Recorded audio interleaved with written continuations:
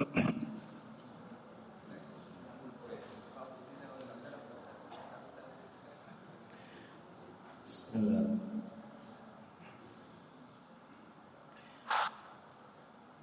Assalamualaikum warahmatullahi wabarakatuh.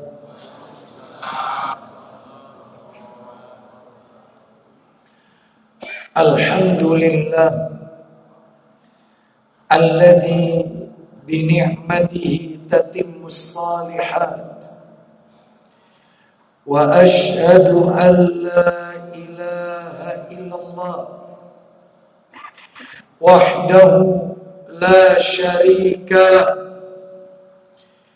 Wa ashhadu anna Muhammadan abduhu wa rasuluh. Ya ayyuhalladzina amanu taqullaha haqqa tuqatih wa la tamutunna illa wa antum muslimun. Amma ba'du, fa inna asdaqal hadisi kitabullah wa khairal hadi hadi Muhammadin sallallahu alaihi wasallam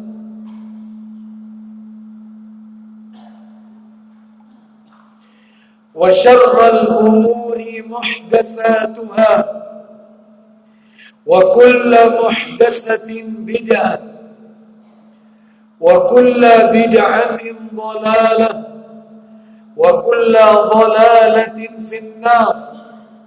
Ikhwan wa akhwati fillah, bapak-bapak, ibu-ibu, kaum muslimin dan muslimah, jamaah salat maghrib Masjid Darussalam yang semoga dimuliakan oleh Allah Subhanahu wa ta'ala. Tidak ada kata yang patut kita ucapkan di malam hari ini selain rasa syukur kita kepada Allah Tabaraka wa ta'ala atas segala karunia nikmat yang telah Allah berikan kepada kita. Di antara kenikmatan-kenikmatan tersebut yang kita rasakan pada malam hari ini adalah Allah Subhanahu wa ta'ala memberikan kesempatan kepada kita untuk melaksanakan amalan-amalan ketaatan kepada Allah Subhanahu wa ta'ala. 3 amalan yang wajib yang Allah perintahkan kepada kita yang kita lakukan pada malam hari ini. Diawali dengan salat maghrib berjamaah, dan itu hukumnya wajib, fardu ain. Dilanjutkan dengan talabul ilmi, menuntut ilmu, dan itu juga hukumnya wajib. Sebagaimana Nabi bersabda, talabul ilmi faridatun ala kulli muslimin. Menuntut ilmu adalah kewajiban bagi setiap kaum muslimin. Yang dimaksud ilmu di sini adalah ilmu yang bersumber dari qala Allah wa qala Rasul wa qala sahabah.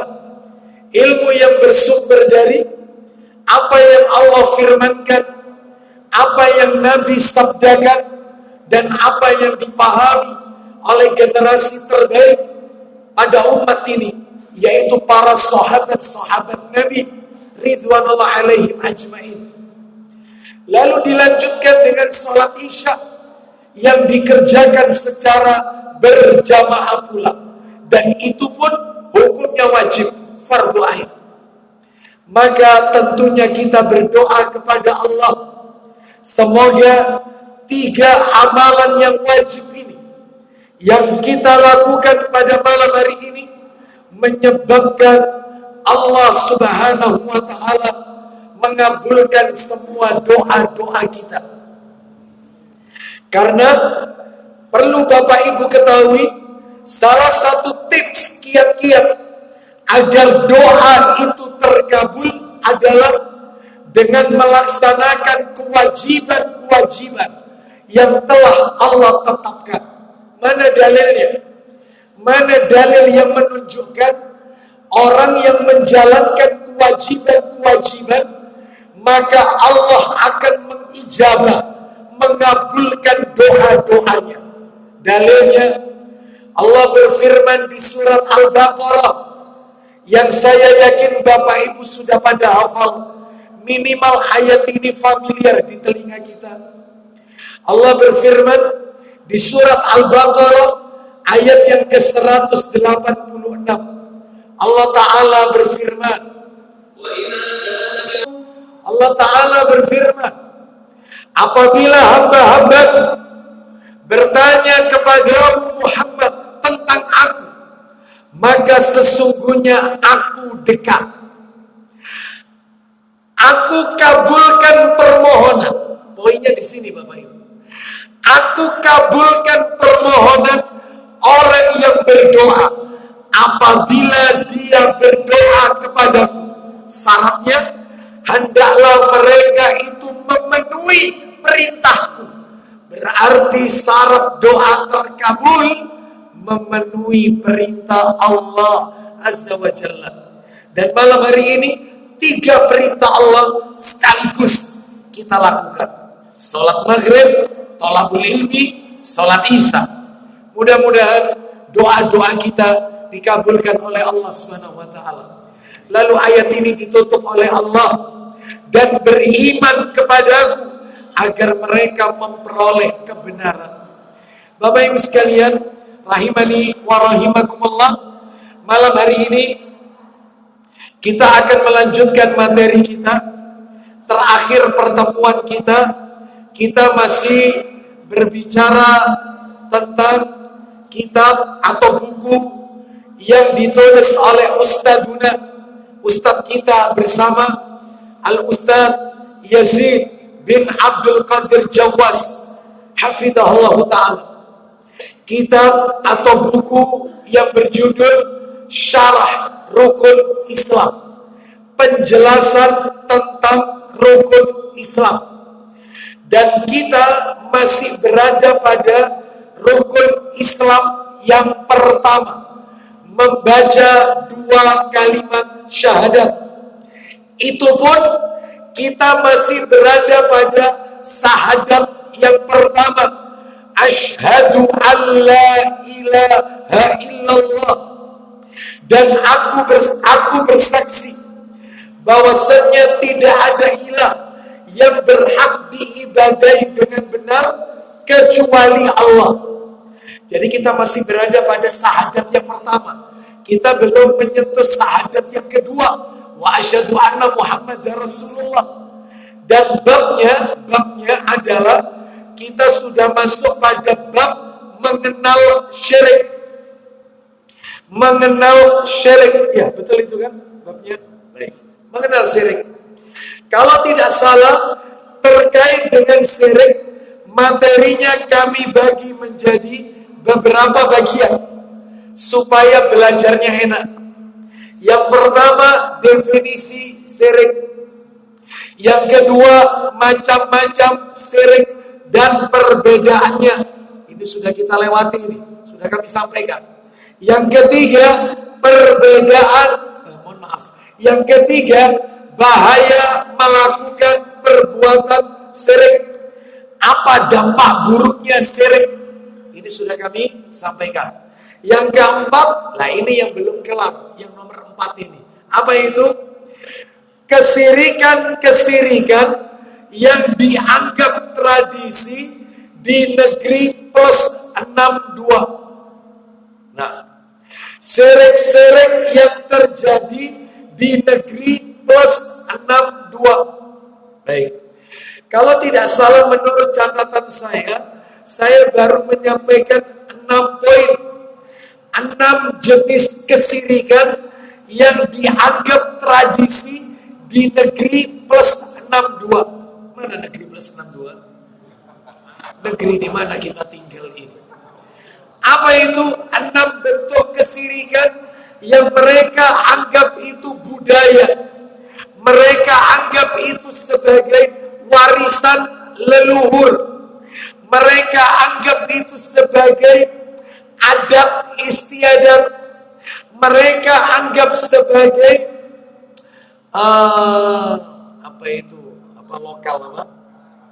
kearifan lokal, budaya. Maka tentunya dalam hal ini itu semua tidak diajarkan oleh Rasulullah Sallallahu Alaihi Wasallam, bahkan masuk dalam ranah kesirikan. Apa saja yang sudah kita bahas, kita review sedikit ya, macam-macamnya saja. Saya tidak sebutkan dalil karena ini sudah kami sampaikan pada kajian sebelumnya. Malam hari ini nanti kita tinggal meneruskan saja. Yang pertama, sebagai bentuk kesirikan adalah tatayur, sikap pesimistis, anggapan sial, bulan sial, tanggal sial, macam-macam lah ya. Yang kedua, tamimah. Apa itu tamimah? Sesuatu yang digantungkan untuk menolak bala. Nah, itu ya. Supaya tidak terkena bala. Bahkan Nabi pernah bersabda, man allaqa tamimatan faqad asyraka. Barang siapa yang melakukan tamimah, menggantungkan sesuatu, entah itu di rumahnya, entah itu ditaruh di ikat pinggang, jimat-jimat. Nah, berarti begitu, seperti itulah azimat atau jimat. Nah, itulah tamimah.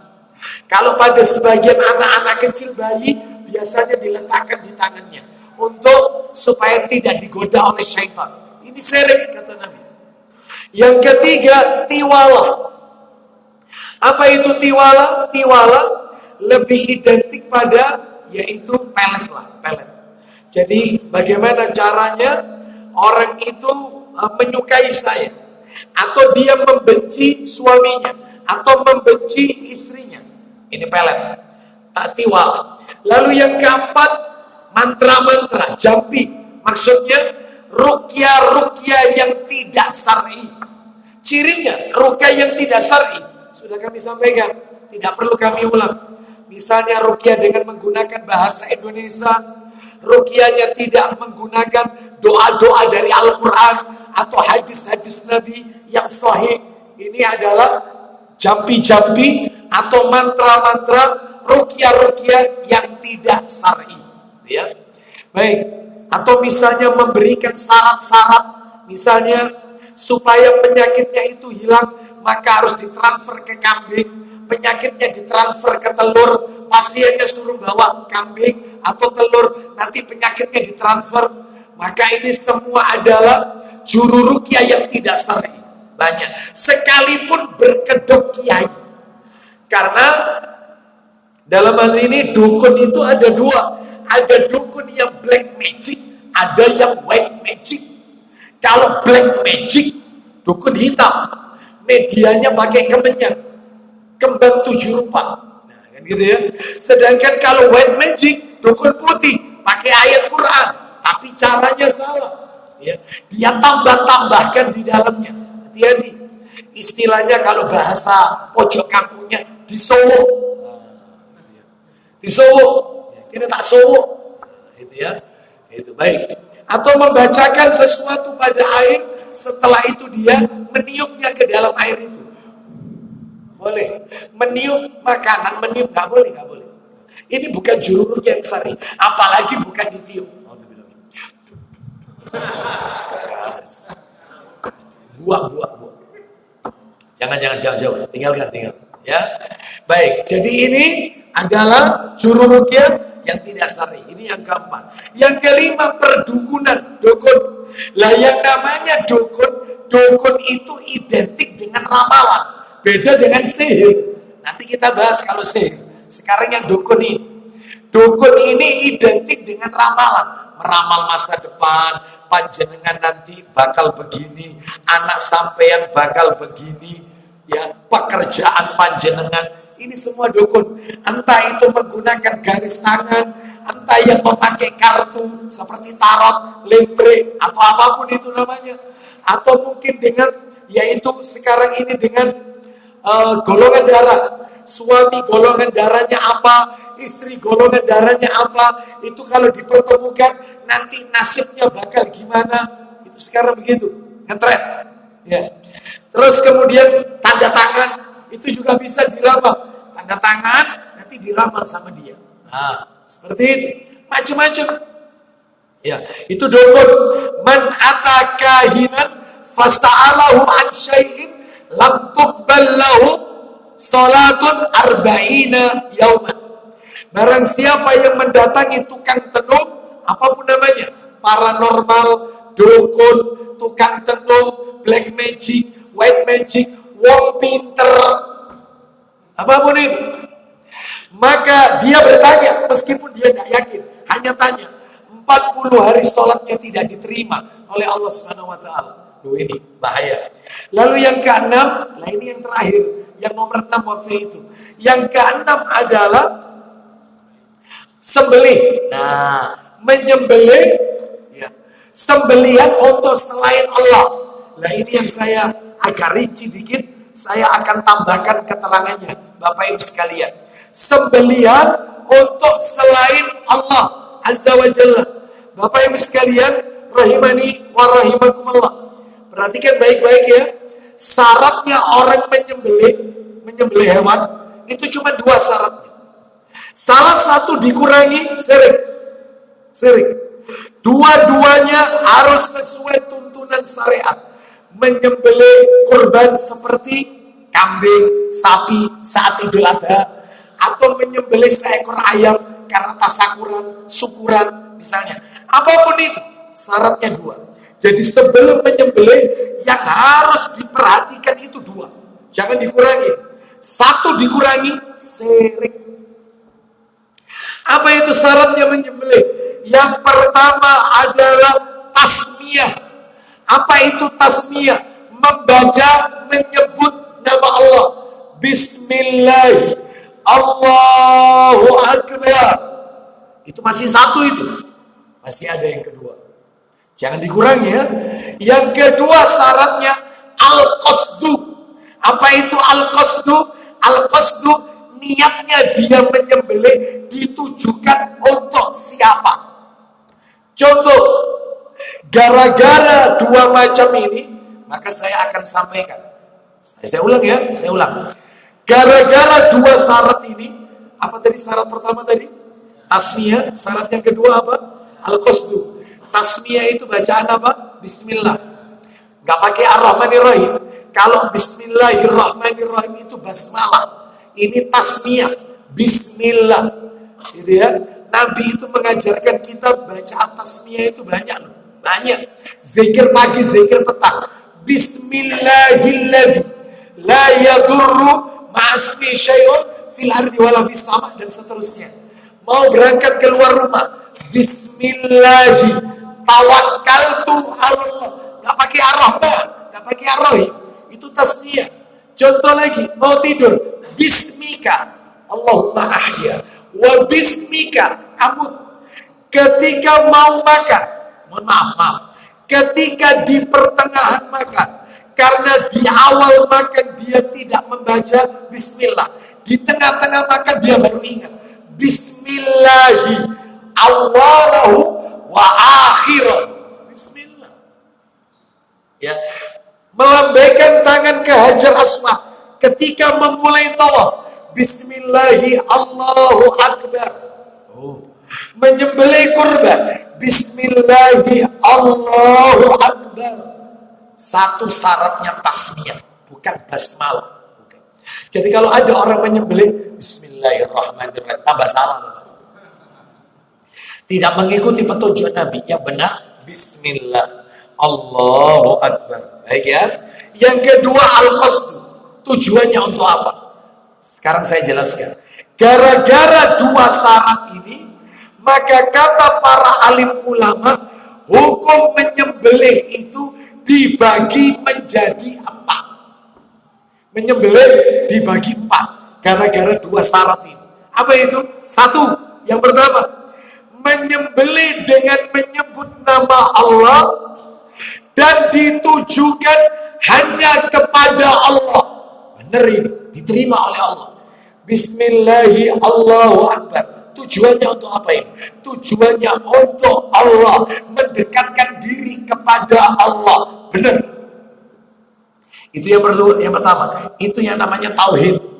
Sah, sembelihannya diterima, gak masuk syirik. Yang kedua, lah ini bahaya ini. Yang kedua, menyembelih dengan menyebut nama Allah, baca bismillah, tetapi ditujukannya kepada selain Allah. Contohnya, ada seseorang menyembelih seekor ayam. Dia sembelih, Bismillahi Allahu Akbar. Benar ini, nomor satu. Kita tanya, Anda menyembelih ayam ini tujuannya untuk apa? Saya menyembelih ayam ini, Ustaz, tujuannya adalah supaya pekerjaan saya, membangun rumah ini tidak diganggu oleh jin. Istilahnya kulonuwun, jadi menyembelihnya di lahan yang mau dibangun. Apalagi ada syarat-syaratnya. Ayamnya ayam cemani misalnya, hitam legam. Ini jelas syirik karena tujuannya bukan untuk Allah. Bismillahi Allahu Akbar, tapi untuk larung sesaji. Bismillahi Allahu Akbar, menyembelih kambing, tapi untuk upacara kasogo, dibuang di kawah, yaitu mana? Bromo. Tuh, syirik ini. Ya. Larung sesaji, sedekah bumi, syirik, meskipun bacanya Bismillah. Lazim. Yang ketiga, menyembelihnya tidak menyebut nama Allah, nggak nyebut nama Allah. Tetapi, ya, mohon maaf ini, menyembelihnya tidak menyebut nama Allah dan ditujukan untuk selain Allah. Ya, syirik pol ini. Ya. Kalau yang nomor 2 tadi itu cacat 1. Nomor 1 sudah memenuhi syarat baca bismillah. Cuman yang nomor 2 tujuannya untuk larung sesaji, untuk dihadiahkan kepada penguasa pantai pantai selatan, ya, ratu pantai selatan, Nyi Roro Kidul, atau macam-macam lah untuk penunggu macam-macam lah seperti itu. Nah ini syirik, itu nomor 2, cacatnya 1. Lah kalau yang nomor 3 ini, cacatnya dua-duanya. Menyembelihnya tidak menyebut nama Allah, plus diniatkan bukan untuk Allah. Syirik pol. Ya sudah, kena dua-duanya. Syirik pol. Dan Bapak Ibu sekalian harus tahu ya masalah ini. Lalu kemudian yang keempat, menyembelih dengan menyebut selain nama Allah. Jadi nggak menyebut nama Allah dia, tidak menyebut nama Allah, namun ditujukan kepada Allah, maka ini termasuk syirik rububiyah. Jelas itu, jelas ya. Jadi dia menyembelihnya tidak menyebut nama Allah untuk sang hyang untuk ditujukan kepada penguasa alam, untuk ditujukan, nggak baca bismillah ini. Tetapi peruntukannya itu untuk Allah. Yang dibaca itu tidak menyebut nama Allah. Ya. Jadi Bapak Ibu sekalian, rahimani wa rahimakumullah, inilah hukum-hukum penyembelihan. Oleh karena itu Bapak Ibu, maka ini perlu dipahami bersama. Sebab apa? Sebab yang namanya sembelihan di negeri kita ini untuk dipersembahkan kepada, yaitu selain Allah, itu sangat banyak sekali. Sebagaimana yang pernah kami sampaikan, di negeri kita ini banyak ritual-ritual. Contohnya, ada ritual yang namanya murni lasti. Apa ritual murni lasti? Dilakukan oleh sebagian penduduk kota Kulon Progo, Jawa Tengah. Sebelum melangsungkan akad perkawinan, mereka mempersembahkan tumbal berupa ayam, padi, hasil panen kepada arwah kakek nenek moyang mereka. Di negeri kita ada ritual haji kamilin, dilakukan oleh para penggarap proyek batu datar Purwakarta, Jawa Barat. Sebelum mereka menyembelih kerbau, lalu kirim sesaji kepada jin, ditujukan kepada jin yang bernama Haji Kamilin. Sudah haji jinnya, namanya juga ada, jin Kamilin, Haji Kamilin, sudah haji. Kita saja belum haji, jinnya sudah haji. Ini ada lagi ritual babaru kelinting, dilakukan oleh sebagian penduduk Rawapening, Ambarawa, Jawa Tengah. Kirim sesaji berupa ayam nasi kepada penguasa danau. Ada lagi ritual kuburan Dul Jalab yang dilakukan oleh sebagian penduduk Si Gentong, Si Cabe di Brebes, Jawa Tengah. Sebelum melangsungkan hajatan, mereka bakar kemenyan, kirim sesaji di kuburan Dul Jalab yang ada di desa tersebut. Ada lagi ritual Mbah Bejo, kirim sesaji berupa makanan minuman kepada jin penghuni bangunan kuno Lawang Sewu, Semarang. Ada lagi ritual sumur putri dilakukan oleh penduduk Nganjuk sebagian, yaitu kirim sesaji kepada jin penghuni sumur putri di negeri di tempat tersebut atau kota tersebut. Ini menunjukkan ini kalau diteruskan banyak Bapak Ibu. Ya. Lumpur panas, porok, lapindo, berapa kepala kerbau yang dimasukkan di sini. Ketika pembangunan jembatan Suramadu. Nah, masih banyak lagi sesaji-sesaji supaya pekerjaannya supaya lancar dan seterusnya, macam-macam. Ini syirik. Ya, hati-hati. Sekarang kita masuk yaitu yang nomor 7. Nah, yang nomor 7, Bapak Ibu sekalian, model-model kesirikan di negeri plus 62. Yang nomor 7 adalah yaitu kesirikan yang terjadi di kuburan. Oh, banyak. Di antara ini ya, di antara syirik yang dianggap biasa adalah perbuatan-perbuatan yang terjadi di kuburan. Contohnya, 1, berdoa kepada penghuni kubur. Nggak boleh berdoa itu kepada Allah. Nggak boleh. Makanya Bapak Ibu mohon maaf. Ketika kita itu ziarah kubur, itu kan ziarah itu kan ada 2 yang kita baca. Yang pertama bacaan salam kepada penghuni kubur. Yang kedua mendoakan mereka. Ketika membaca salam kepada mereka, itu arah hadap kita ke kuburan. Assalamualaikum ahlad diyari minal mu'minina wal muslimina wa inna insya'allahu bikum lahikun.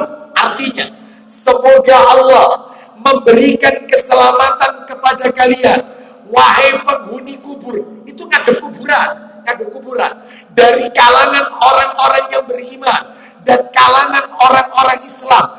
Insya Allah kami akan menyusul kalian. Sampai di situ, begitu mendoakan mereka, Allahumma ighfir lahum warhamhum wa'afihim wa'fu anhum wa akrim nuzulahum wa wasi' madkhalahum waghsilhum bil ma'i wassalji wal barad, dan seterusnya. Nggak boleh menghadap kubur, haram. Harus menghadap kiblat. Anda harus tahu mana arah kiblat. Makanya ketika orang-orang itu ziarah ke makam Rasul, ke makam Nabi, itu seringkali para masyayikh, para syekh di sana, penjaga makam Nabi dan polisi-polisi seringkali mengingatkan, terutama jamaah kita Indonesia. Ketika mereka berhadapan makam Nabi, mereka kan ucapkan Assalamu alayka ayyuhan nabiyyu wa rahmatullahi wa barakatuh. Bener itu, ngadep ke makam. Terus di situ kan ada Abu Bakar sampingnya. Assalamu alayka ya Abu Bakar khalifah. Nah, khalifatul Rasul, khalifahnya Rasulullah SAW. Lalu sampingnya lagi kan ada Umar. Assalamu alayka ya Amirul Mu'minin Umar Ibn Khattab radhiyallahu anhu. Selesai. Begitu lihat jamaah kita ngangkat tangan, oh diingatkan, haram haji, haram haji. Disuruh berputar, ngadep kiblat, haram. Mengucapkan salam boleh. Begitu lihat jamaah kita pakai ngangkat tangan, oh ditegur. Namanya berdoa tidak boleh ngadep. Berdoa itu menghadap ke kiblat. Paham sampai di sini? Banyak. Tapi apa yang terjadi di kuburan orang-orang soleh yang ada di negeri kita, para wali-wali? Ya, mereka jelas doanya menghadap ke makam.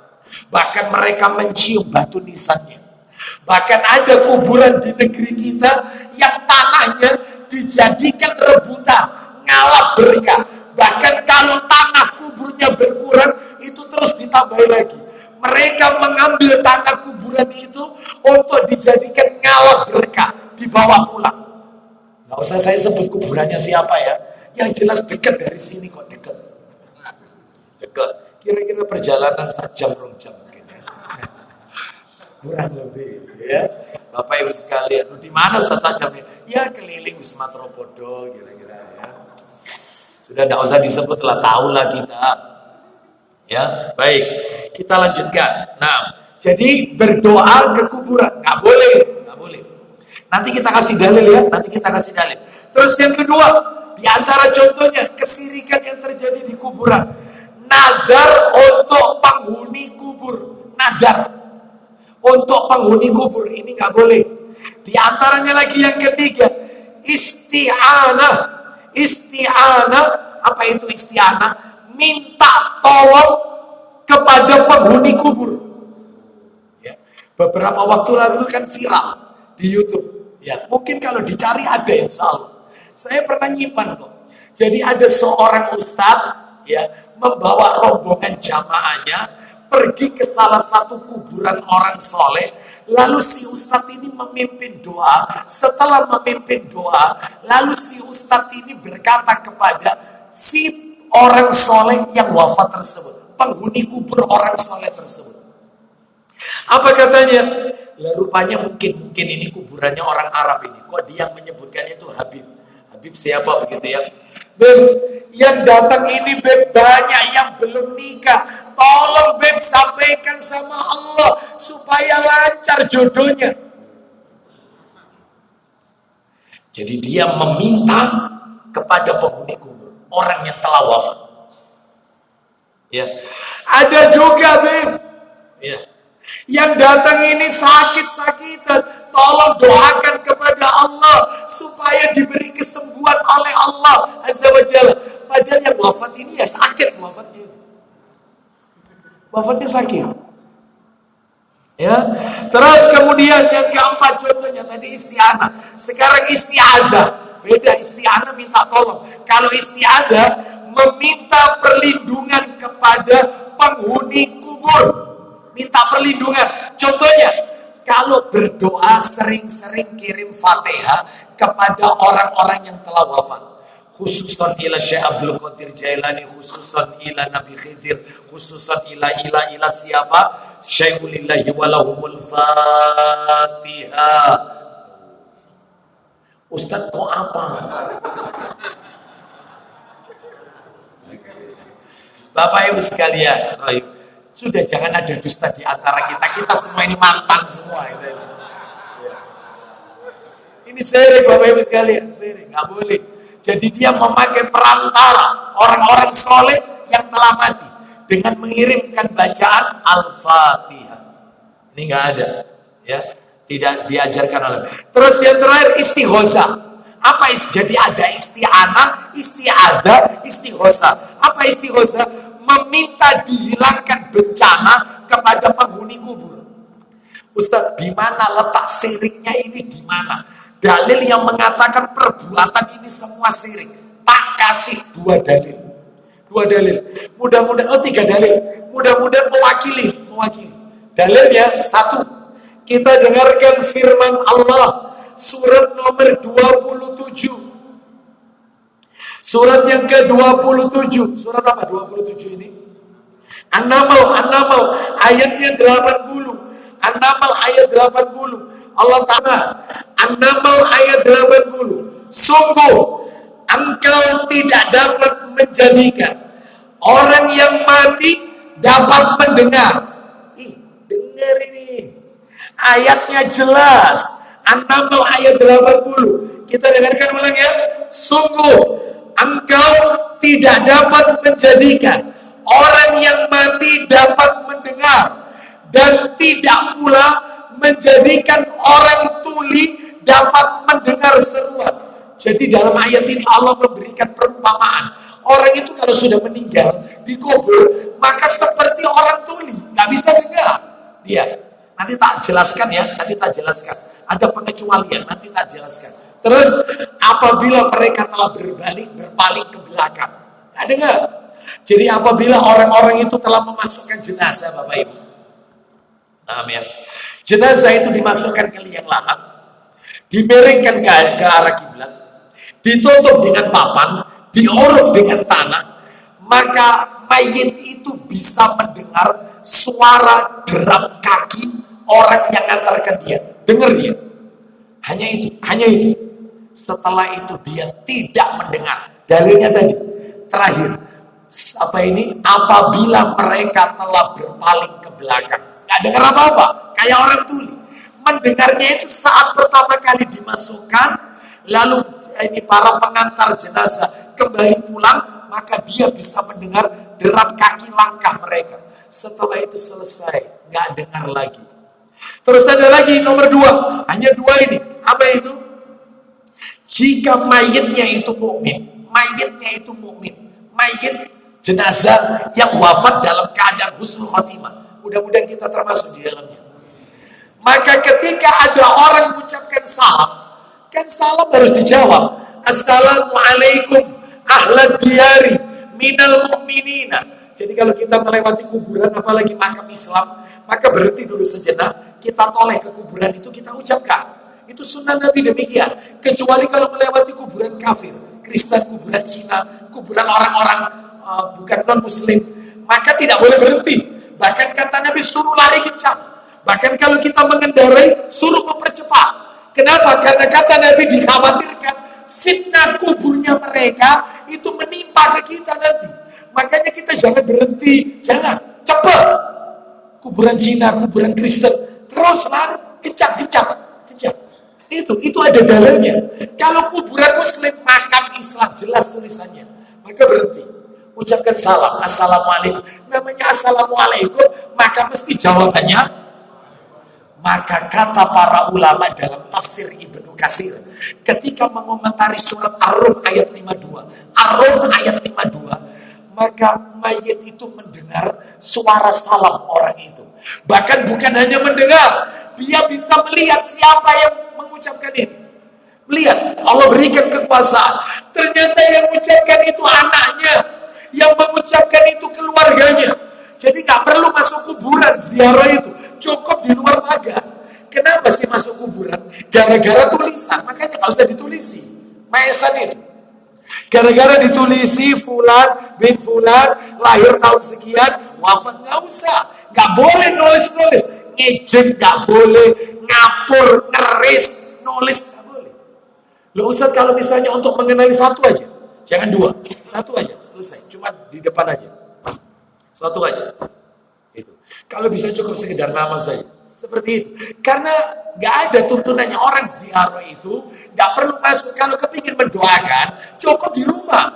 Doakan ibunya, Allah maghfirlaha warah. Doa kita sampai. Nah terus kita ziarah ngapain?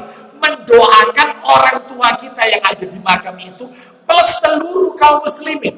Makanya lihat, doanya tadi kan umum, tidak person per person, orang per orang. Assalamualaikum ahlad diyari minal mu'minina, semua, wal muslimina. Ya panjenengan jangan nirukan kayak saya gini, minal mu'minina wal muslimina. Tahu sah.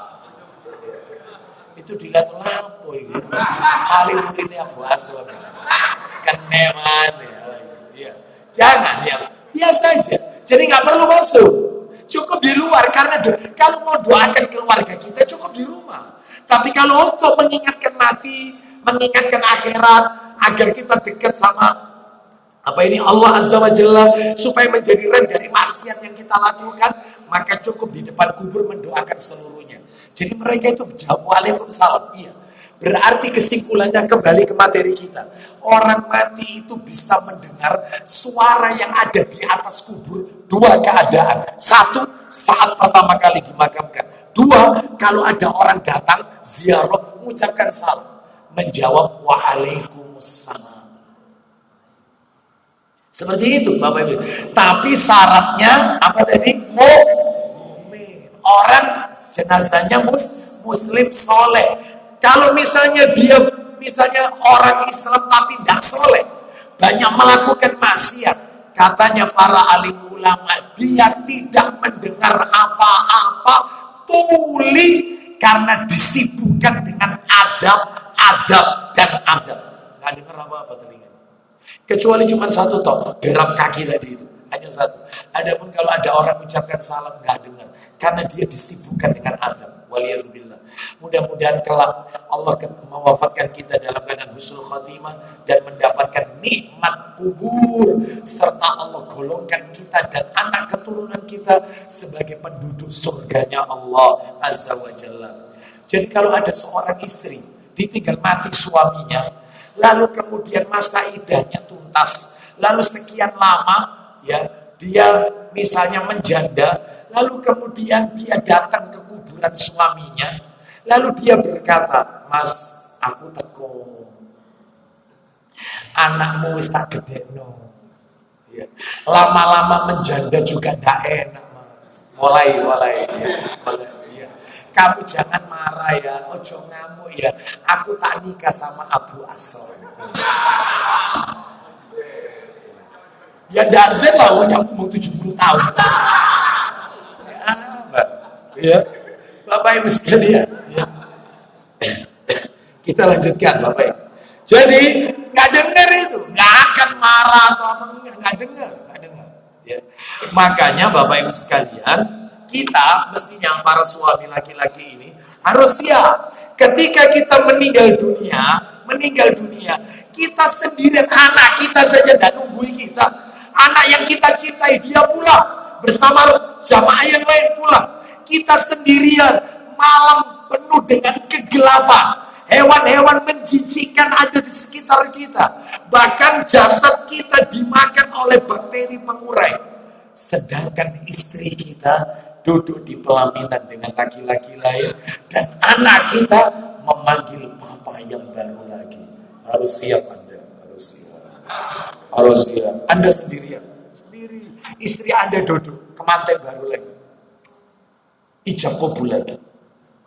Dan ibu-ibu, saya bilang sama istri saya juga, ketika Anda meninggal duluan, maka Anda harus siap. Anak-anak Anda akan memanggil mama yang baru. Saya sampaikan ini kepada istri saya juga, saya sampaikan. Itu dengar mereka. Hah? Itu dengar istri. Maksudnya? Dia dengar di kubur itu. Oh, enggak dengar. Enggak dengar. Ya, enggak dengar, ya. Enggak dengar. Ini ketika masih hidup, ya itu. Jadi kalau kita mengucapkan apapun enggak dengar mereka, enggak dengar. Hanya ucapannya tadi itu, dua tadi itu. Kita lanjutkan Bapak Ibu. Dalil yang lain. Suratnya surat Fatir. Surat 35 Fatir. Surat 35 itu Fatir ya. Ayatnya 14 Bapak Ibu. Ayat 14. Allah Ta'ala berfirman. Jelas sekali. Allah Ta'ala berfirman. Fatir ayat 14. Jika kamu menyeru mereka, maksudnya orang-orang yang telah mati, mereka tidak mendengar seruanmu. Jelas. Orang mati nggak bisa dengar. Dan sekiranya, andai kata, ini ayat ini berbicara andai kata. Dan sekiranya mereka mendengar, mereka juga tidak memperkenankan permintaanmu. Jelas. Jadi kalau ada orang, tolong kabulkan rezeki kami, tolong sampaikan kepada Allah hajat kami supaya diterima Allah, anak kami ujiannya, gak dengar. Apa kata Allah? Andai kata mayit itu mendengar, apa kata Allah tadi? Maka mereka tidak bisa memenuhi permintaanmu. Terus yang horor itu bawahnya, yang horor. Dan pada hari kiamat, Ini. Pada hari kiamat mereka, orang-orang yang telah mati ini, mereka akan mengingkari kesirikanmu. Ngapain kalian minta sama aku? Ngalap berkah ke kuburanku. Siapa yang ngajari kalian? Mestinya ini difotokopi ayat ini. Iya. Ke Sunan Ampel, Sunan Giri disebar. Gemes aku. Mestinya ini, biar tahu ini, mungkin tidak dibaca. Sepenting hatam itu apa? Artinya tidak paham. Dan tidak ada yang dapat memberikan keterangan kepadamu seperti yang diberikan oleh Allah yang maha mengetahui. Mereka ingkari kesirikannya. Bayangkan. Bapak Ibu sekalian, jelas loh ini ayatnya, jelas, terang, benderang. Mereka nggak dengar. Ya, jadi kalau pengen jadi wasilah, tawassul itu ada, Bapak Ibu. Tawassul itu ada. Tawassul itu ada dua. Ada tawassul itu yang halal diperbolehkan, ada tawassul yang haram tidak boleh. Tawassul yang diperbolehkan macamnya tiga. Saya lanjutkan dikit ya. Tawassul yang diperbolehkan macamnya tiga. Apa itu? Yang pertama tawassul itu perantara, wasilah. Itu ada Ustaz ayatnya memerintahkan kita tentang tawassul. Ada ayatnya. Baik, nanti kita akan sebutkan ayatnya setelah kita dengarkan kumandang adzan dulu. Setelah itu kita lanjutkan sedikit. Nah, wassallallahu ala nabiyyina wa ala alihi washabihi wasallam. Silakan dikumandangkan adzan.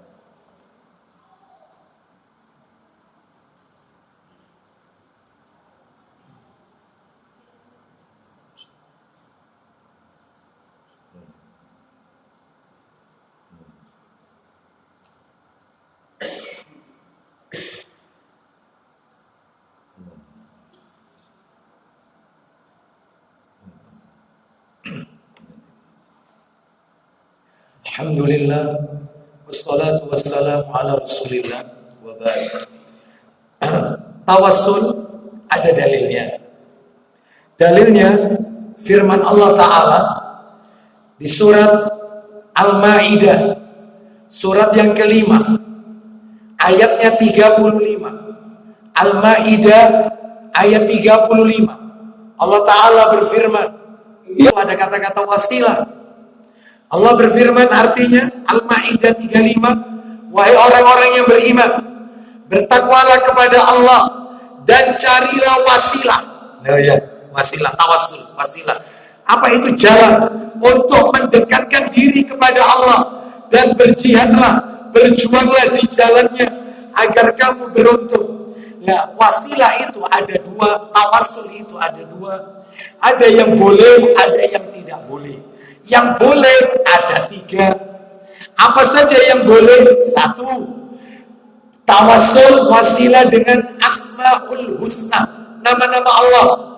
Mana dalilnya? Dalilnya surat Al-A'raf, surat yang ke-7, ayatnya 180.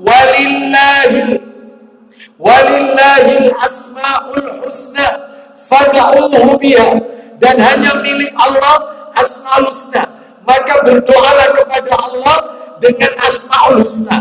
Nah, boleh pakai Asmaul Husna. Contohnya, contoh, Bapak Ibu kepingin ketika berdoa mau minta apa?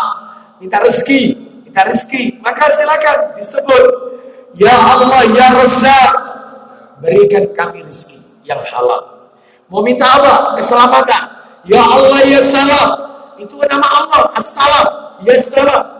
Ya Allah ya Salam, berikan kami keselamatan, anak cucu kami keselamatan. Nah, begitu.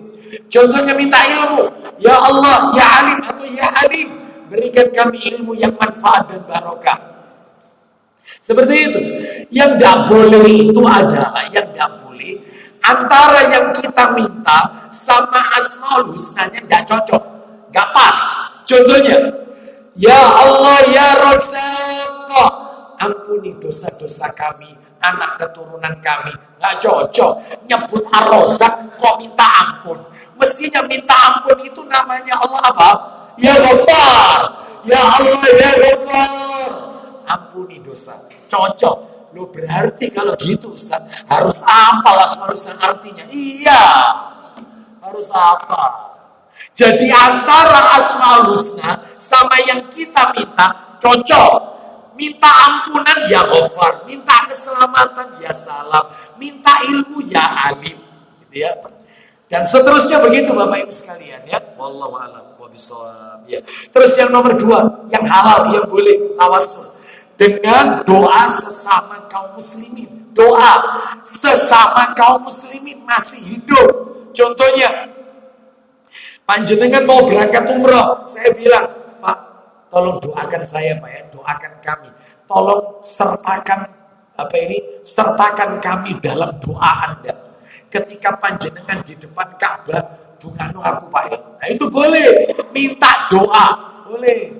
Sesama kaum muslimin, orangnya masih hidup, itu pun dikasih syarat.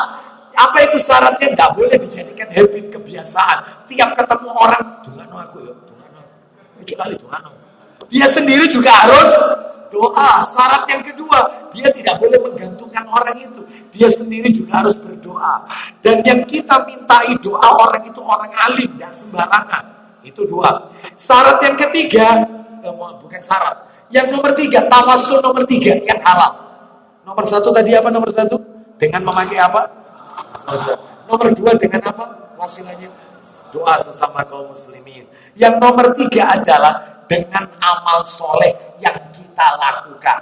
Contoh, panjenengan hari ini kan puasa Ayyamul Bid. Mungkin ada yang puasa Ayyamul Bid hari ini.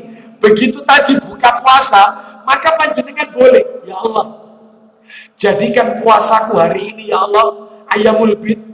Ya kau mudahkan aku untuk bisa nikah lagi poligami ya Allah. Misalnya, ini misal. Nggak apa-apa. Daripada saya ngasih contoh yang lain ya. Seperti itu. Boleh. Ya Allah, mudah-mudahan Senin Kemisku, mudah-mudahan bacaan Qur'anku menjadi penyebab kau ampuni dosaku, kau jadikan anak keturunanku sukses. Jadi tawasulnya dengan amal soleh yang kita lakukan. Loh dalilnya pakai apa? Dalilnya tentang 3 orang yang terjebak dalam gua. Bukan Ashabul Kahfi, bukan. Terjebak dalam gua. Karena mereka ada di hutan, hujan deras, mereka masuk ke dalam gua berlindung, tidak taunya batu besar menggelinding dari atas gua itu, sehingga menutupi pintu atau mulut gua itu. Lalu mereka berkata satu sama lain, ayo kita ingat-ingat kebaikan apa yang pernah kita lakukan sebelum ini, mudah-mudahan Allah membuka pintu gua ini. Nomor 1 ngomong, apa katanya? Intinya kesimpulannya, dia bakti sama orang tua, bahkan mendahulukan orang tua daripada istri, daripada anak-anaknya. Bakti sama orang tua, maka agak geser, cahaya sudah masuk, tapi belum bisa keluar. Orang nomor 2, yaitu orang yang memiliki perusahaan, karyawannya banyak, salah satu karyawan itu resign, ya, belum menerima gaji, keluar belum menerima gaji. Satu saat ternyata oleh si pemilik perusahaan, gajinya karyawan itu dikembangbiakan, dibelikan 2 ekor kambing, jantan betina, dikembangbiakan sampai kambing itu memenuhi lembah. Sekian tahun lamanya orang itu datang, karyawan ini, ke perusahaan itu. Dia ingat kalau gajinya belum diambil. Saya dulu pernah kerja di sini, gaji saya belum tak ambil, sekarang tak ambil, ikut saya. Ditunjukkan lembah itu, kau tahu isinya lembah ini apa?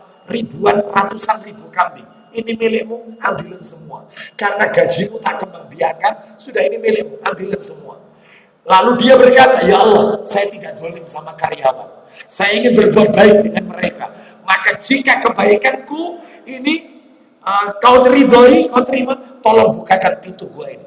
Bergeser, tapi belum bisa keluar. Orang ketiga, yaitu dia terhindar dari zina. Dia tidak melakukan zina, padahal sudah di depan mata. Wanita itu sudah di depan mata. Bahkan dia, maaf, karena memang itu bunyi hadisnya. Laki-laki ini sudah berada di antara kedua kaki wanita itu. Laki-laki ini. Tapi begitu prawanita ini berkata, ittaqillah, takutlah kamu kepada Allah. Jangan pernah engkau melakukan perbuatan yang diharamkan oleh Allah Azza wa Jalla, kecuali melalui pintu yang halal, yaitu nikah.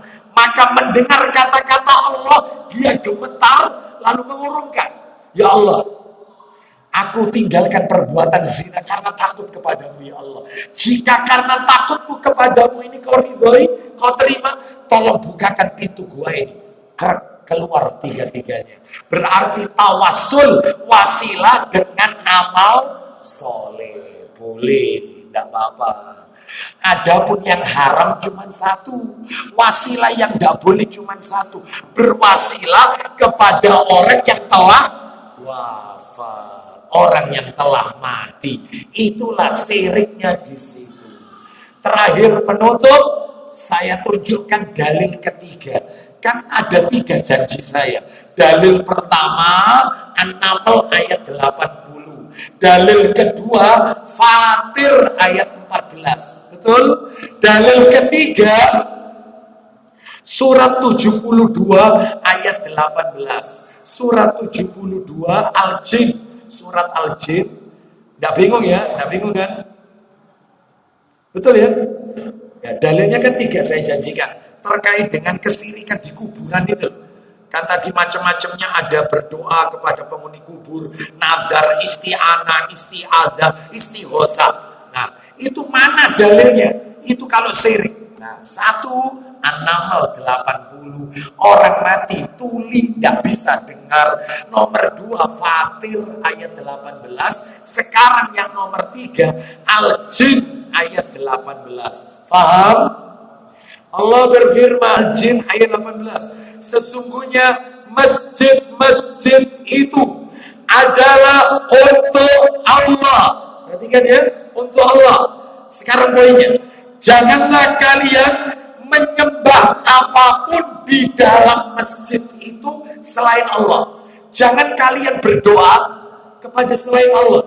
Masjidnya ada kuburannya, sholat ngadep kuburan, berdoa ngadep kuburan, sujud ngadep kuburan. Maka nggak boleh yang seperti ini. Syirik Bapak Ibu. Dan saya tutup materi pada malam hari ini.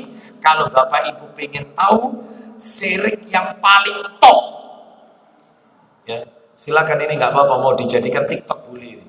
Syirik paling top-topnya syirik itu adalah yaitu menjadikan orang-orang soleh yang telah mati sebagai perantara dalam doanya. Berdoa memakai perantara orang yang telah mati. Itu syirik paling top. Dan itu banyak terjadi di mana-mana, terutama di negeri plus. Demikian yang bisa kami sampaikan. Insya Allah kita akan lanjutkan bentuk-bentuk syirik yang lain karena masih banyak yang belum kita bahas. Ini ngalah berkah, sihir, pesugihan. Belum ini pesugihan. Insya Allah berikutnya pada kesempatan yang akan datang. Demikian kita tutup. Mudah-mudahan Allah menjadikan kita orang-orang yang mentauhidkan Allah sampai ajal menjemput kita. Dan semoga Allah jadikan kita semua bukan hanya bertemu di dunia, tapi bertemu kelak di surganya Allah Subhanahu wa ta'ala. Kita akhiri wassallallahu ala nabiyyina wa ala alihi washabihi wasallam. Subhanakallahumma wa bihamdika asyhadu an la ilaha illa anta astaghfiruka wa atubu ilaik. Wa akhiru da'wana anil hamdulillahi rabbil alamin. Assalamualaikum warahmatullahi wabarakatuh.